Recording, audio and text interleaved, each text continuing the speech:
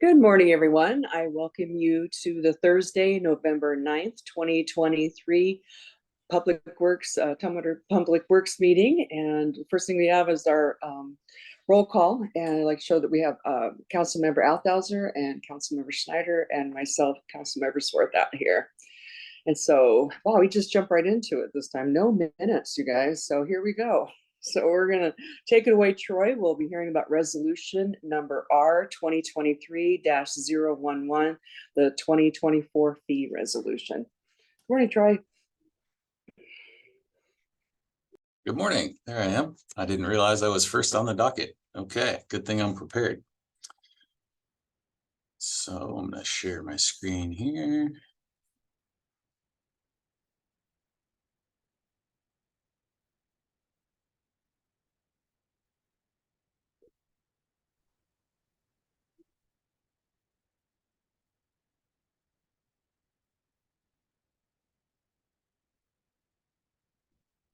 I'm sharing. Okay.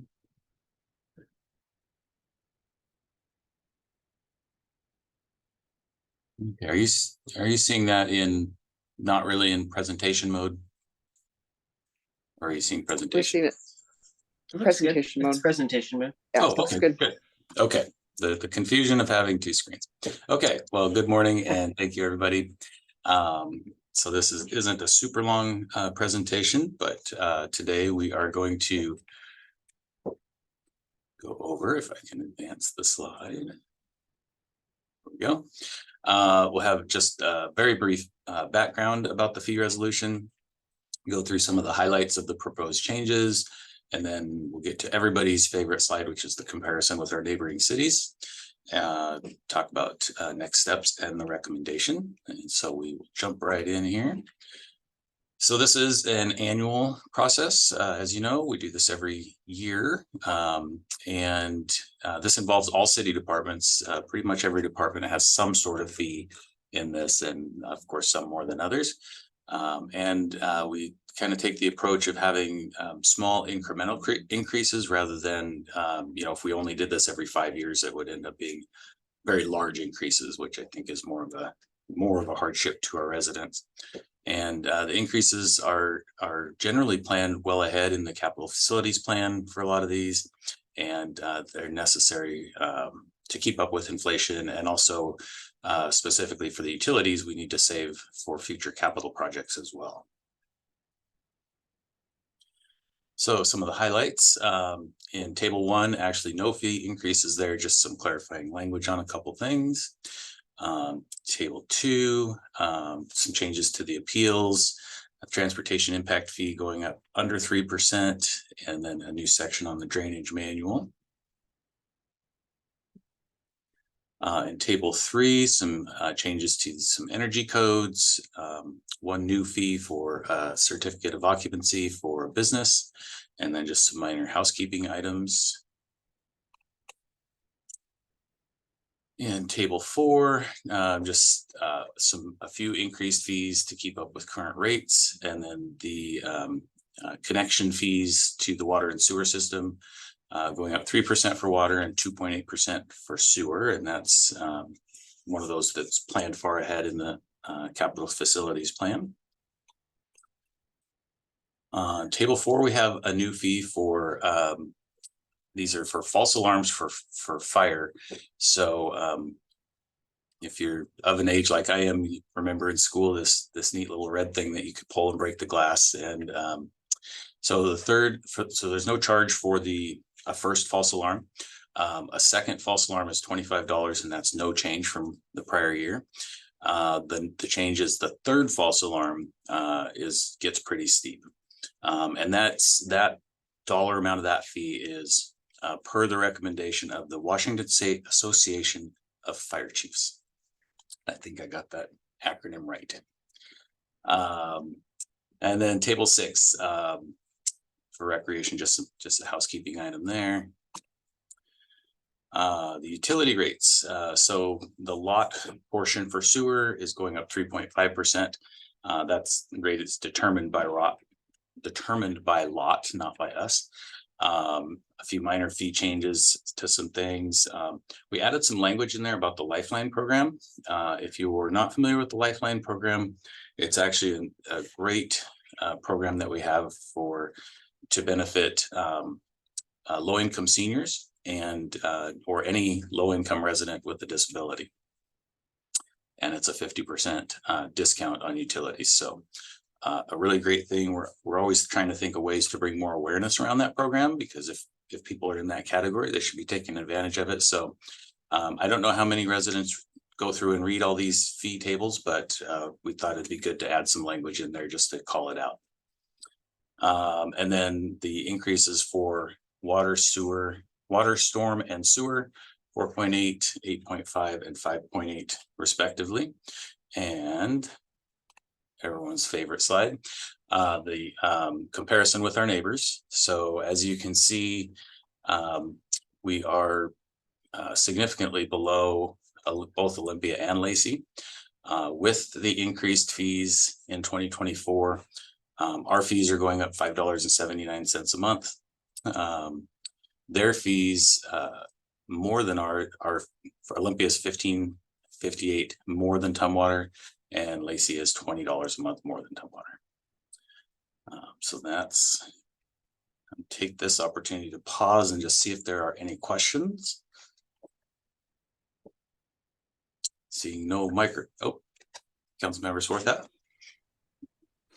Oh, I was just was going to see if the guys had any questions first. So. Okay. Yeah, can you go back to our favorite slide? So our storm is lower than both, but we're having the biggest increase. What drives sort of the increase in things like storm? Is it future capital outlays that we need to account for, or can you talk a little bit about that? One just sort of jumps off the page because it's higher than the others. Yeah. So I'm just sort of curious about that. Yeah. I don't have the details specifically for storm, but yes, you're right. It's generally looking ahead to future capital projects. I do know that some of the storm last year we decided to put, I think might be 25 cents or 50 cents of like an increment that we're adding to the storm fees to save up for the Deschutes estuary. When we we don't have a big cost right now, but in 20 years, I think it is, or 15 years, when it has to be dredged, we have to pay a portion of that. And so we're putting money away now, so we don't have a balloon payment in 20 years. Exactly. Yeah, that's right. Yeah. I forgot about that. In addition, I would just add to that, we're also looking at, sustainability programs, urban forestry, and different work that the city will be undertaking through the storm fund, as well as, a continuing contribution for the O&M facility and a street sweeper, which are just continuing to increase in cost. And so we have an additional percentage that's included to make sure that we can afford, that equipment that we need for the system. So those are some of the rationales that we're looking at for the rate increase. Okay. And for the rates, like the 123 and the 129, this is for like essentially is it like an average household or like a median household? Yeah, we would consider it an average household at 900 cubic feet as kind of a water consumption, which then kind of comply, and then you have the sewer fees. So basically, we're looking at a single family residential, an average single family residential household. That's what those costs would look like. Okay, thank you. Mm-hmm. Yeah, and just one more note. Dan brought up the street sweeper. That was I remember from last year, a previous street sweeper we had bought cost somewhere in the neighborhood of $200,000, and when it was time to replace it, it was like $450,000. So the cost on those just went up astronomically over the years. Wow. Okay, any other questions before we move on? Actually, I do have a question. Because I'm looking at table 2, and it has like all these different types of buildings, from schools to residential to commercial. So these are fees that are charged when they apply for like a building permit. I was just, sorry, I'm not, because it's under community development. I was wondering if that's when those fees kick in then? Is it, are those the impact fees for the schools that you're referring? Let's see, I'm on, there's under community, there's the appeals piece, and then it goes into community development. Oh yeah, transportation impact fees on that one. So that's charged at the time that they apply for a building permit? Yes.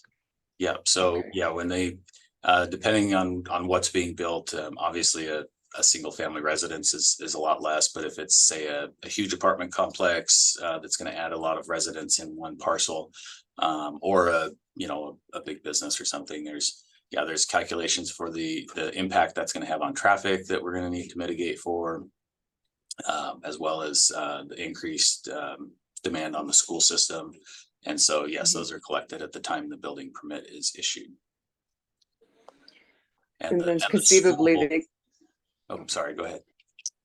and then conceivably they could pay like that piece and then also a stormwater fee, or is it stormwater just to residents? How do? Everybody pays stormwater fees. Yeah, so Okay. there's not a big, I don't think there's a big, a large fee when somebody builds something, but unless they have to put in some stormwater infrastructure, which does happen. But yeah, going forward, they would definitely pay the stormwater fees monthly.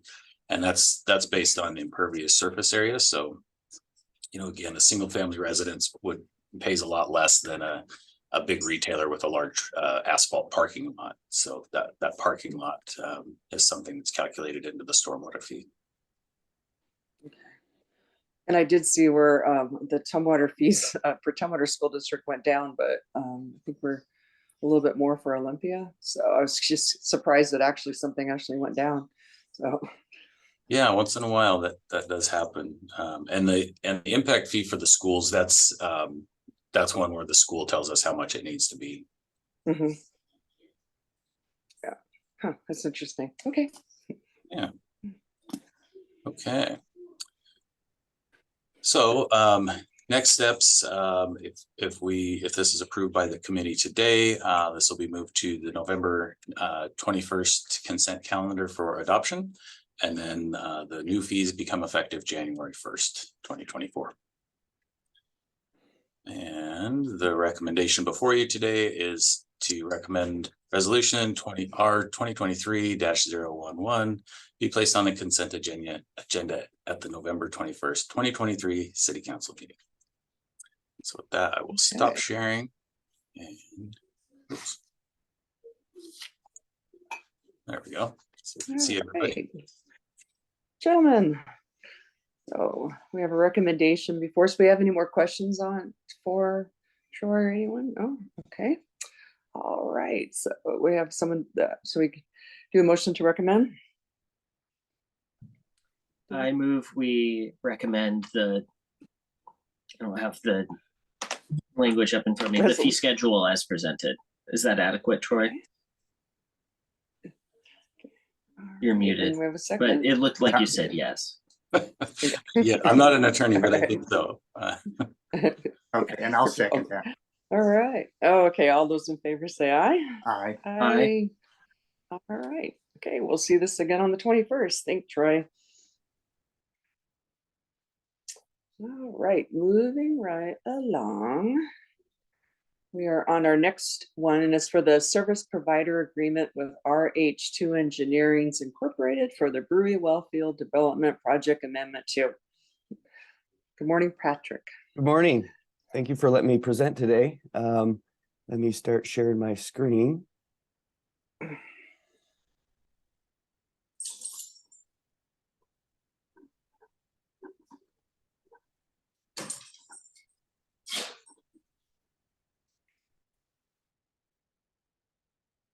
Is everybody seeing that in presentation mode? Okay. I see it, yes. All right. Okay, I'm Patrick Soderberg, the Water Resources Program Manager. And what we're talking about today is the Brewery Wellfield development, specifically the phase 1 of this project. Hopefully we will get a recommendation to move forward. So as I said, we're just moving on phase 1 right now. This will be a total of 3 phases. The phase 1 has 10 tasks associated with it, so it's a fairly involved set, but hopefully by the end of all of these tasks, we'll have a 1 to 3 wells drilled and have some water quality data and know how much the wells yield and have a plan for treatment systems and piping and everything like that. So we're starting off with, so RH2 Engineering Incorporation will be the contractor to manage this project. We'll start off just creating a schedule, a work schedule, and doing coordinations with the cities of Olympia and Lacey to make sure they're on board with us moving forward with the wellfield development project, and just letting them know of our intentions of, developing our portions of the water rights there. One of the tasks was to rehabilitate the existing well 39 that's out on the golf course right now. So rehabilitation means cleaning out the inside of the casing, the screen, to see if we can yield more water. That well had a fairly diminished capacity, and after it was cleaned up, it did improve the amount that was coming out of it, but not to the level that we would have hoped. We got about twice as much as we were getting before, but really we were hoping to get a great deal more than that. And the water quality in that well water contains manganese and ammonia, which would ultimately have to be treated before we could distribute that. Part of the task will be performed after the wells are drilled, and that will be a pipe alignment study to see how the wells could be connected to our existing system. Task 5 would be to go out and actually begin drilling, find drilling locations, and actually get a drill rig out there. And we would be doing, the original plan was to do probably just 1 production well, but now that we may need more water than originally intended, the scope has changed to up to 3 production wells to get the amount of water that we hope to be able to obtain. The next stage is just to do a pump test and figure out how much water we can get out of the production wells that we put in. And then that will help with the pipe alignment study and the sizing of the treatment system. The next task will be fairly involved, and this will be, we'll have a subcontractor out there to do this. And what this does is, after the wells are drilled, they will take water analysis, water quality analysis, and then start doing a pilot treatment system. So they'll actually construct a treatment system on site, and they'll look at the water quality from the wells that were just drilled. If they're significantly different than some of the other production wells that the city already has, we'll start off with 1 pilot test to determine how much chlorination and potential treatment that the water will need to be palatable and acceptable for disinfection. And if the water quality is significantly different than some of the other wells that we may blend it with, we'll do another test, potentially up to 3 different tests. And this is an itemized cost. So each pilot test, which is up to our discretion as how many we want to do, has a separate cost. So if the water quality is about the same, we only have to do 1 test, and that will save us about $50,000 for each additional test that we have. So potentially up to 3 different tests to determine what type of treatment and therefore treatment system and treatment plant that needs to be created. This section is, they'll look at, before we create a treatment building or a building for the pump station and treatment system, they'll do a geological survey of the area to make sure that there's no bedrock or outcroppings that could make it unable to put the piping in there. So they're just going to do a geological survey, maybe some test pitting, make sure that there's nothing in the area that would obstruct us from moving forward with a specific location. This would be, once all of that has been determined, we'll figure out what type of treatment system we'll need, scale it, figure out the pump designs, mechanical designs, all the electrical control telemetry systems that are needed for the treatment plant and the pump station. And we ended up with RH2 will help compile a report based on the Washington Administrative Codes and make sure that we're and detail everything that we learned throughout the process, what type of treatment system, what type of piping, everything associated with the distribution system of this water. We'll have it in a report and send that to the State Department of Health and get their recommendation on moving forward with actually putting it all into place and including it in our distribution system. Here is the total cost of all of this. Initially, this was costed at $415,000 with the changes that have been made specifically with task number 7 and task number 5, which went from 1 well to 3 wells and up to 3 pilot treatment plants to be created and testing. The total cost went up to $705,000, and that also includes the cost for task 3, which is approximately $86,000. Right now, this is all in the capital facilities plan in line item WA2 for approximately $9 million has been in the plan for this project. I do want to note that this does not include the cost of drilling and the well installation. And again, here's our recommendation that the City Council approve and authorize the mayor to approve and move forward with this project. Are there any questions?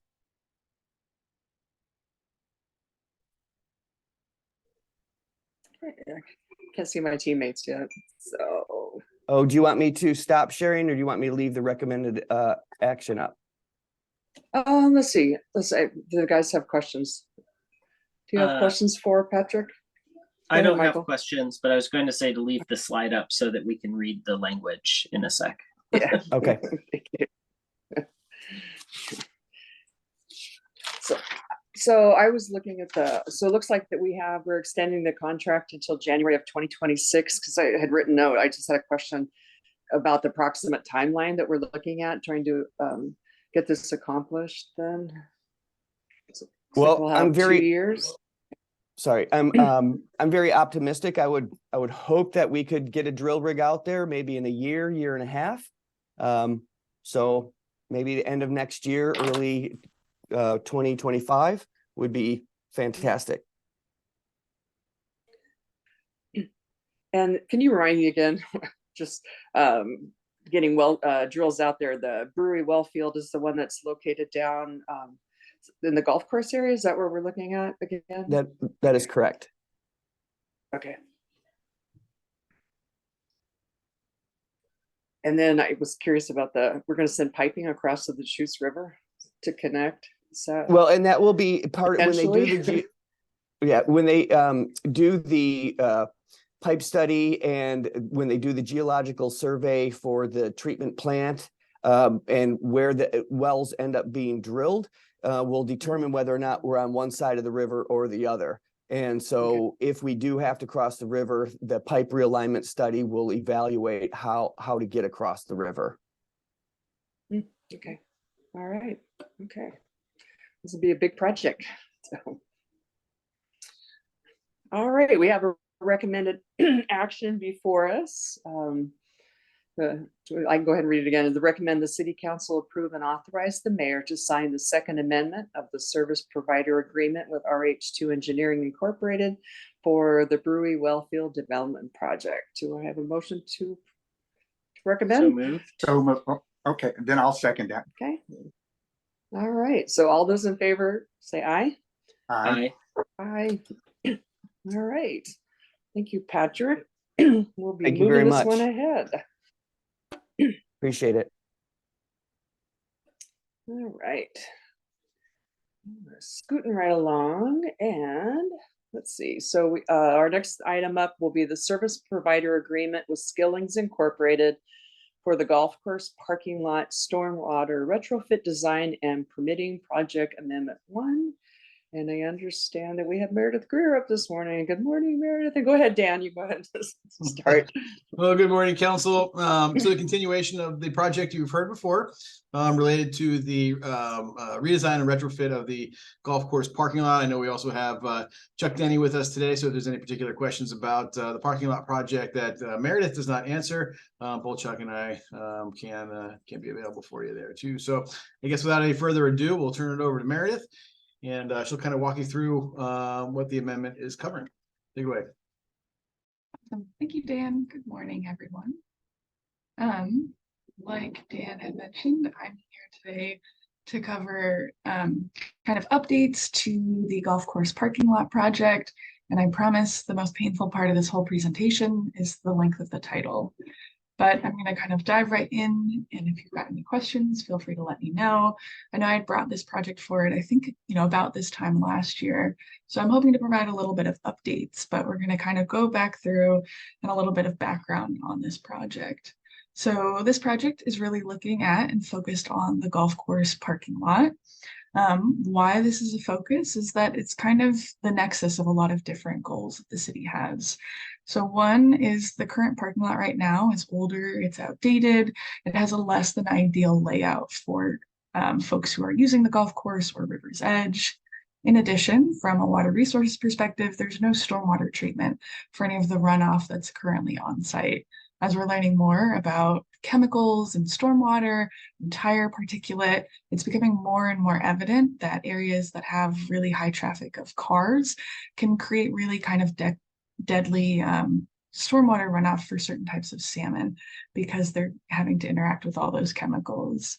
In addition, the golf course was certified as salmon safe back in 2019. One of those requirements, among other things like water conservation and using integrated pest management strategies, was to be able to provide treatment for the stormwater runoff in this area. So with everything kind of all aligning pretty well with multiple goals in this area, the City of Tumwater went out and applied for and received a grant from the Department of Ecology.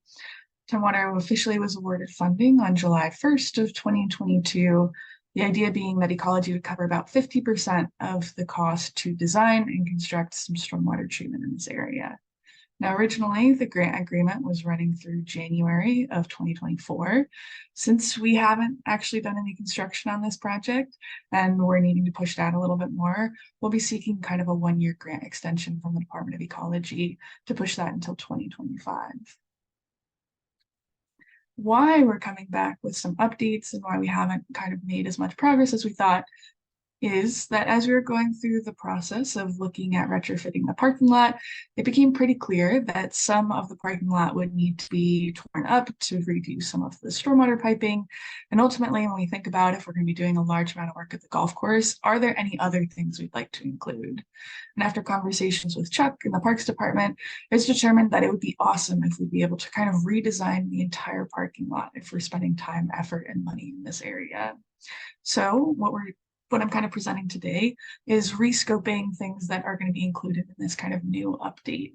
Ultimately, we're looking at redesigning the entire parking lot, which will provide a lot of benefits. One of them is that we're looking to improve the traffic flow within the parking lot to increase safety of pedestrians, knowing that it's a really highly accessed area. In addition, since we're redoing the parking lot, we're having to bring it up to all of the current standards that are set forth by the City of Tumwater. That includes kind of increasing the amount of landscaping area. In addition, it's the installation of lighting within the parking lot. increasing the number of ADA stalls, and we'll also plan on retrofitting and providing all the infrastructure needed to eventually install EV chargers down at the golf course. In addition, we are also providing stormwater facilities that will treat for water quality as well as water quantity within the area. As well as we're looking at installing a golf cart wash area. This is something that the golf course has been interested in for quite a while. And if we're able to get an area that is close to some of our stormwater facilities to be able to treat all of that water, that's a win-win for everybody. The photo on the right is a little bit of kind of the high level proposed kind of alignment for what the golf course parking lot might look like. I'll say that this is really high level and we haven't had our 60% designs come in from the consultant yet. So some of this is likely to change, but this is the general layout of what we're thinking and where we might be able to use some of this space. What the amendment today that's in everyone's packets is covering is all of the updates to the scope, budget, and schedule that Skillings needs in order to complete the project. So Tumwater hired Skillings originally in January of 2023 to complete just the stormwater portion of this project.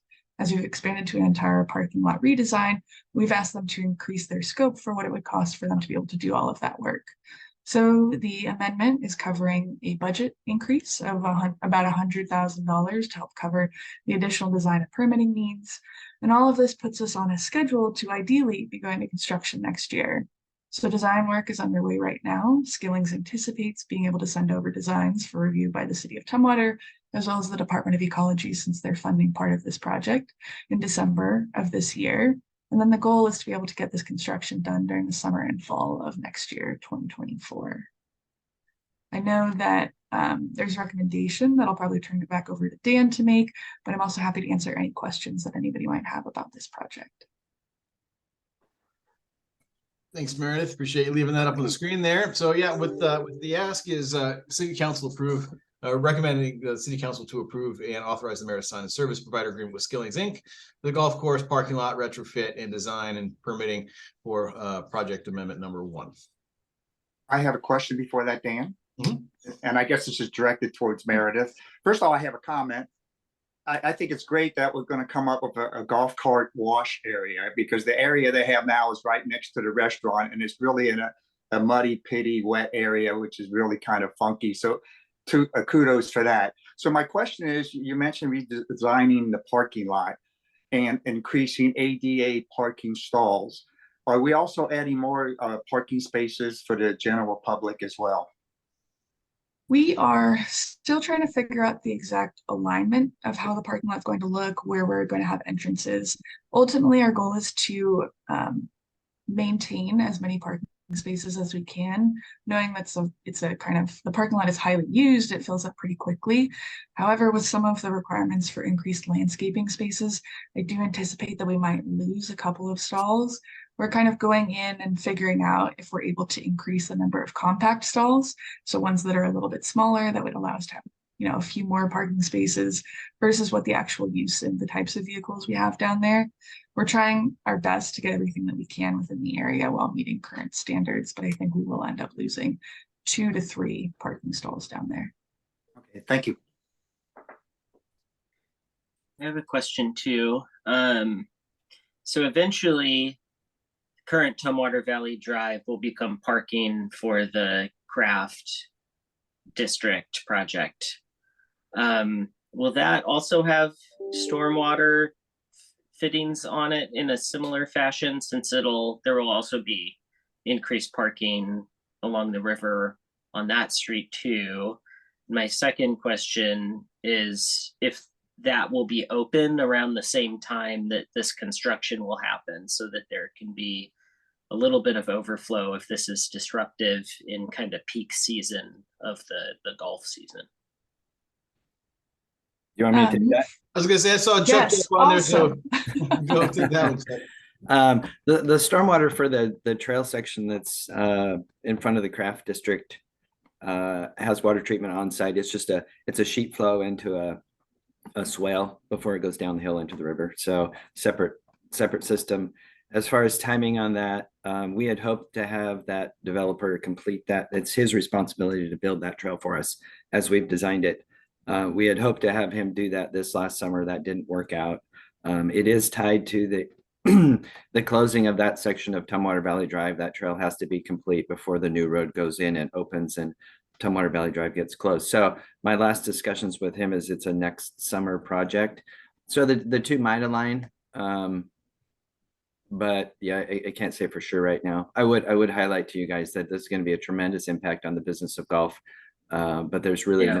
no way around that. So as we get more of a design done and figure out when and where, we'll come back to you and tell you, if we're, it's kind of a win-lose kind of a thing. If we do our best to make the contractor work in a way that keeps golf open, then it's going to cost us more to have the project done.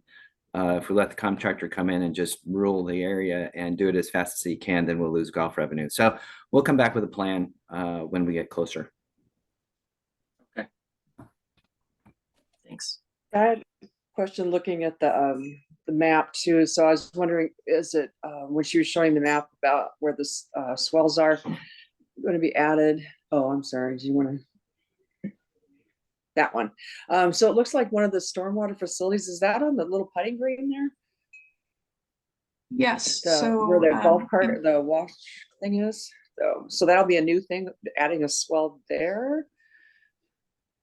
So in conversations with the Parks Department, we've talked about for that kind of tee box, potentially realigning it and moving it a little Mhm. further toward the rest of the golf course, which would allow us to work in some of that other space to install a bioretention facility. We haven't sized what that would look like and how much of that space that we would need, but it aligned, I think, when we talked to Eric Thompson with kind of readjusting the playing field for the golf course and kind of worked out as a win-win for both situations.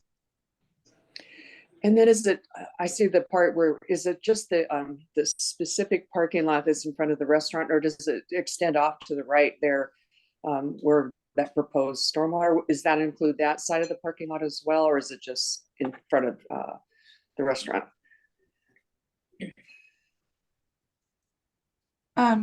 Could you try I rephrasing your s- question? I don't think I understood. Okay, so when you look at the, when you're looking at it, so there's, I guess they would be considered south, the parking lot that's south of it, that has a little strip parking. It's on the right side of the restaurant. Because I understand like the initial parking lot, because that really needs to be done in the middle where the restaurant is. But if you go off, like you're heading down towards the Valley Athletic Club, that piece that's there, you can see in the photo on the bottom. Is that ours as well to redo? Yes, so the kind of two bioretention facilities that are highlighted in yellow are kind of serving two different subbasins within there. The north one, which will be draining toward the river, and then the south one down there, which, as you mentioned, has the strip of parking. The good news is the grade within there all drains kind of towards that yellow bioretention facility within the green right now. So we'd be trading all of that runoff as well. Thank you. All right, yeah, I get concerned about like all the parking that we've, with the craft being their center as well. It's just making sure that we have enough places for people to enjoy the amenities, so. All right, do we have any other questions for Meredith today? Okay. All right, Dan, do we have anything else? Do you want to go ahead and do the recommended action? Sure. Again, as requesting that Public Works Committee recommends City Council approve and authorize the mayor sign service provider agreement with Skillings Inc. for the golf course parking lot stormwater retrofit design and permitting project amendment 1. That's right. That's a mouthful. So moved. I'll second. All right. Those in favor say aye. Aye. Aye. Aye. All right, so that one passes. Thank very you much. so much for that one. We're gonna be busy this summer. Let's see, and I thought, Chuck, did we have something else you'd mentioned that you wanted to bring up as far as additional items go? Did you have something for us? I do, and I apologize. Okay.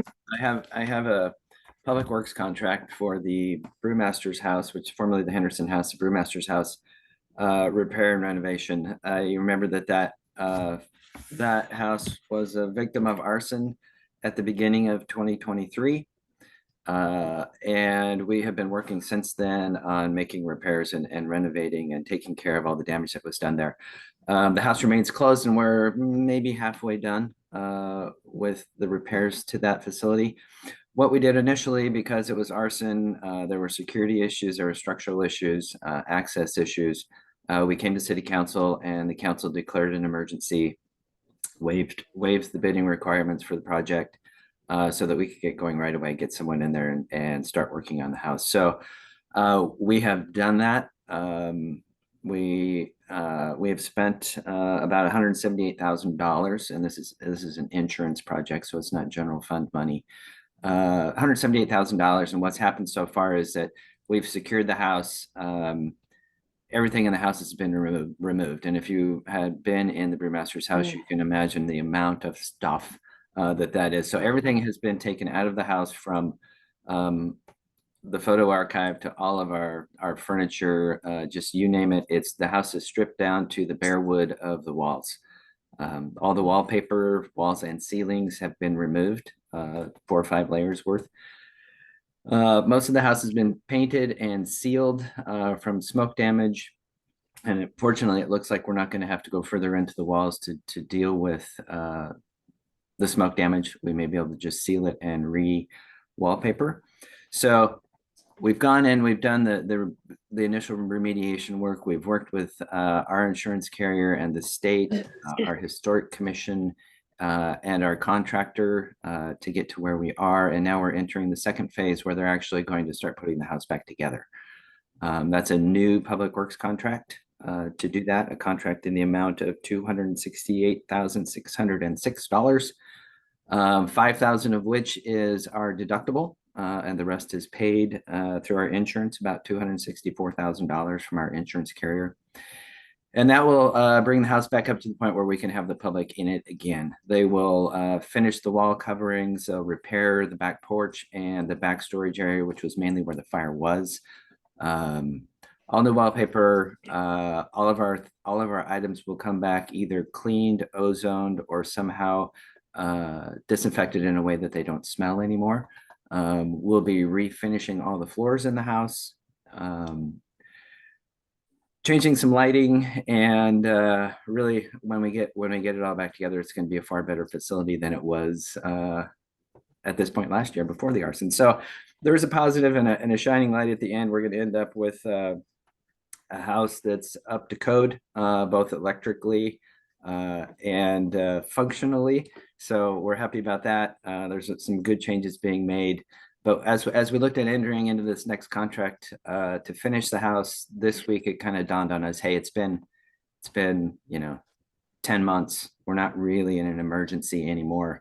Let's run this by the city council to make sure they understand what's going on and they're in agreement and will approve this contract. So it was kind of a last minute thing, and I've never just thrown something on the agenda like this before, but that's what I'm doing today. And I'm asking you to recommend approval of a contract to finish repairs for the brewmaster's house to the city council at their November 21st meeting. All right, Charlie, looks like you're gonna have a question here. Go ahead. I do. Good morning, Chuck. You look a little tired. I assume you're not used to getting up this early, but that's another discussion for another day, okay? So it's my understanding then it's $5,000 out of pocket for the city. And you said everything's going to be brought up to code. And to me, that makes sense. And I assume that means the sprinkler system as well, so we can avoid an incident like this ever happening again. There is not a fire suppression system in that house. Okay, and there's I did not know that. And there's the reason why not, or is it because of the cost aspect, or too much paperwork, or can you explain that to me, please? Well, there has never been a fire sprinkler system in that house. To install it would be a major project into walls and ceilings. So we just haven't considered that. There is a way to do it, like we did at Old Town Center, where you run the pipes exposed along the walls. It's kind of an industrial look. Doesn't really fit within the historical home scenario. So I would say it's just a cost thing. It would be a major project to tear into that house to every room and run water pipes. Okay, thank you for that. And good luck with your nap today. That was a good question. Thank you, Charlie. Michael, do you have any questions? Okay. So I was curious, as far as the part that the Historic Commission has played in this as well. So it would have, we've made it changes in the building, the way the layout was inside from what it was originally, how it was originally designed. Is that correct? Did we- No, No? you know, we haven't done it in, you know, modern history. The turret has been changed and then changed back, I think in the 70s. The back porch that was involved in the fire used to be a Mhm. back porch and now it's an enclosed room. Mhm. That happened before the city acquired the house. So there had been changes over Okay. the years, but we haven't made any. Okay, yeah, I was just curious of how far back you're going to make the changes to go back to what it was originally, or to just continue to just embrace what it was with the storage room and everything then? It'll include that, okay. Yep. Right. So I would, you know, that part of that storage area also includes the main router for our security system for not only the Mhm. brewmaster's house, but the Crosby house and shoots down to the historic brew house. So it's kind of a hub of security for our historic district. That's good to know. All right. Let's see, and then like the timing of this then, I just, you probably brought that up, but I didn't write it down. So when will we, it'll just continue, we're working on it now and it'll just continue after? Yeah, this this new extension? contract is 90 working days, so it'll go into early next year. Okay, all right. Okay, all right. Well, gentlemen, do we have any other questions for Chuck? Nice to see you, Stan. Hello. Good morning. So, I haven't seen you for a while. So, all right. So we have a recommended action in front of us. Actually, we don't, but would you like to read it again? So Chuck, thank you. Staff's requesting that the Public Works Committee recommend approval of Brewmaster's House repair and renovation contract to the City Council at their November 21st, 2023 meeting. So moved. I'll second. All right. All those in favor say aye. Aye. Aye. All right. Thank you very much. Okay. Goodness, we got a lot done today. All right. So again, are there any other additional items we want to throw in there? So, okay. No one's jumping up. All right. Well, it's still sunny. It's supposed to rain today, but go out and enjoy the fall. It's been absolutely extraordinary around here. So go out and enjoy our beautiful trees. So, all right, with that, I will call the Thursday, November 9th, 2023 Public Works Committee meeting adjourned. Thanks, everyone. Have a good day.